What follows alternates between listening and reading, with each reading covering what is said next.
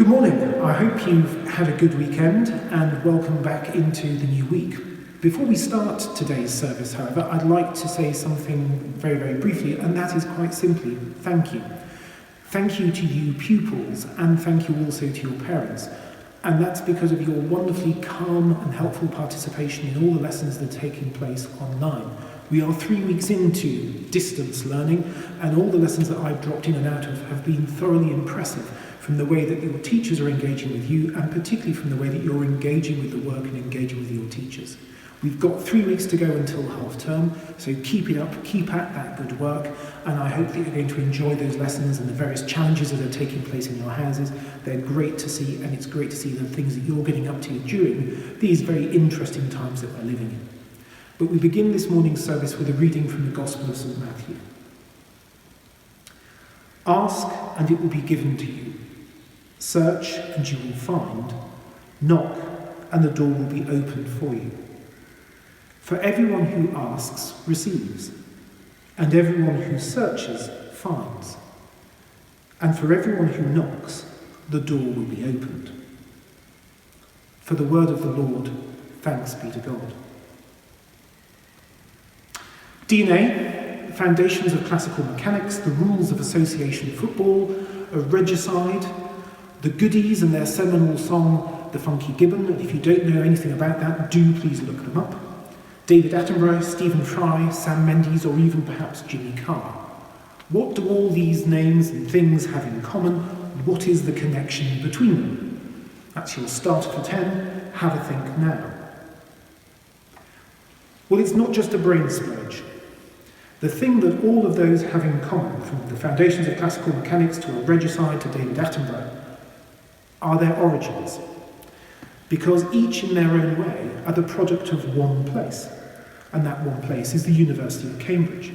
And those different things that I've mentioned to you just now are perhaps some of Cambridge's greatest contributions to the civilization of the world.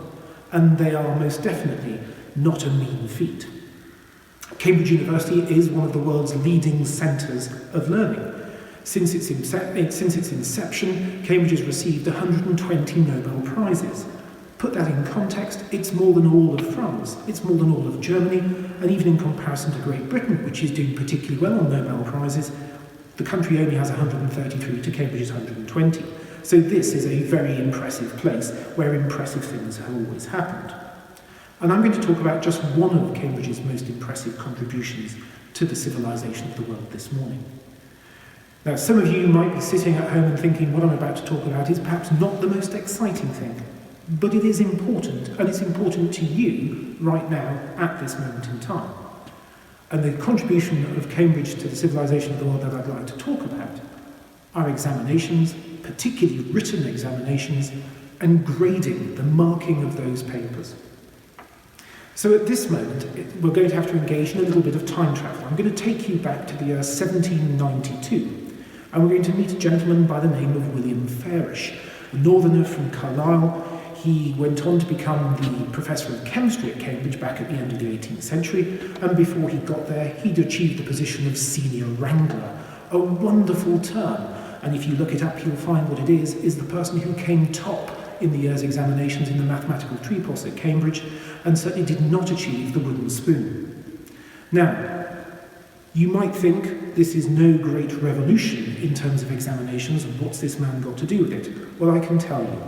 He brought about significant efficiency. He cut costs, and he brought about a sense of fairness into how examinations took place at that moment in time. And for the last 200 years, pupils and teachers have done things differently, all because of Professor Farish's work. And maybe we're not grateful, but they certainly changed our lives. So why is this relevant? Well, yes, on the one hand, it was a quiet revolution, but it brought about a radical shift in the way that we were learning, the way we were teaching in schools, and the way in which we assessed how we were doing things. Before 1792, exams had been very, very different. It had been a disputation.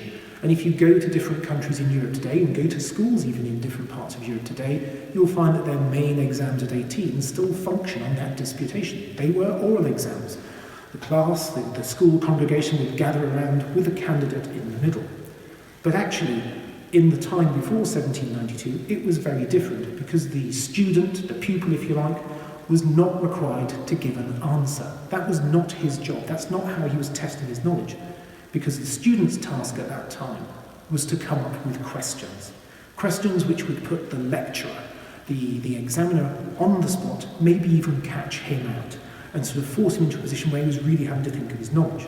So the student's job, pre-1792, was the construction of questions. And just think about that for a moment.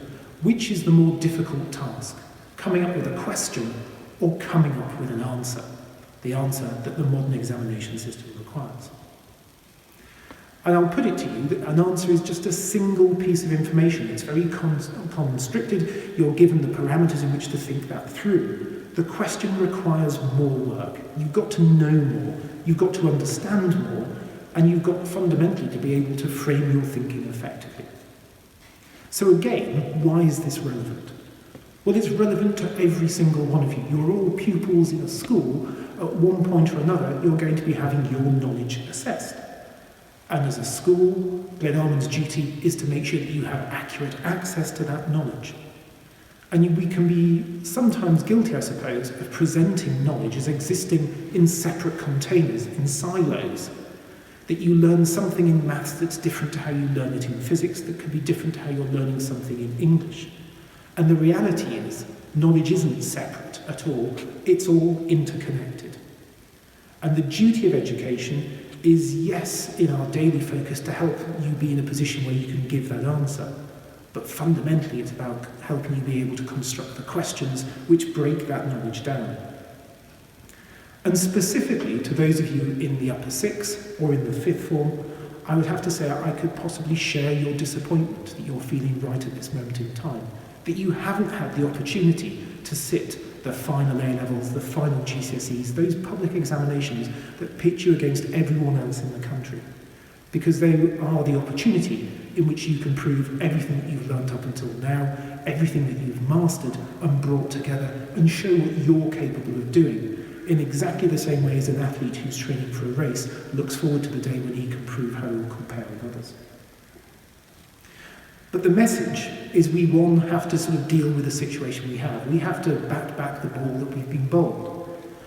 And fundamentally, our duty as a school is to help prepare you for the next phase of your life, the next phase of your education, and to give you choices.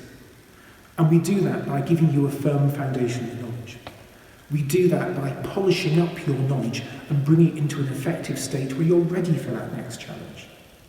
And we do that by helping you form connections between your different subjects, the different areas of learning, and providing you with some hints at the questions that one could and should be asking.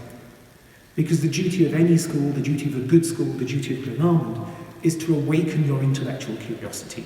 It's to provide a framework for your inquiry into knowledge, and to give you the enthusiasm to pursue those questions, not just here at Glenalmond itself, but as you go off to university, as you go off into the world of work, and as you go off into your greater, larger adult life.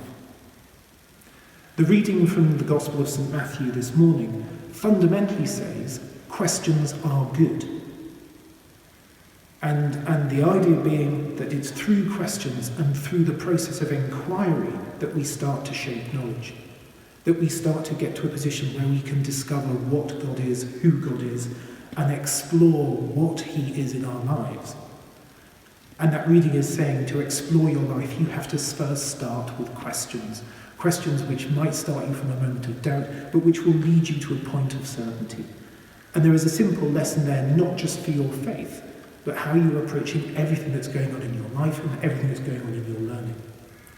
And so my message for you for this morning, for the rest of this week, perhaps for the next 3 weeks at the very least, is you can test yourself, you can test your knowledge, and you do that by constructing a question. Learn to form them appropriately, learn to ask them properly. Ask your teachers questions which are fundamentally going to show far more understanding than a simple answer will ever give, and it will in turn develop your understanding as well. Thank you very much. Let us now pray. And we pray with the words that our Saviour has taught us. Our Father, which art in heaven, hallowed be thy name. Thy kingdom come, thy will be done, on earth as it is in heaven. Give us this day our daily bread, and forgive us our trespasses, as we forgive them that trespass against us. And lead us not into temptation, but deliver us from evil. For thine is the kingdom, the power, and the glory, for ever and ever. Amen. Thank you very much. Do have a good day. Do have a good week.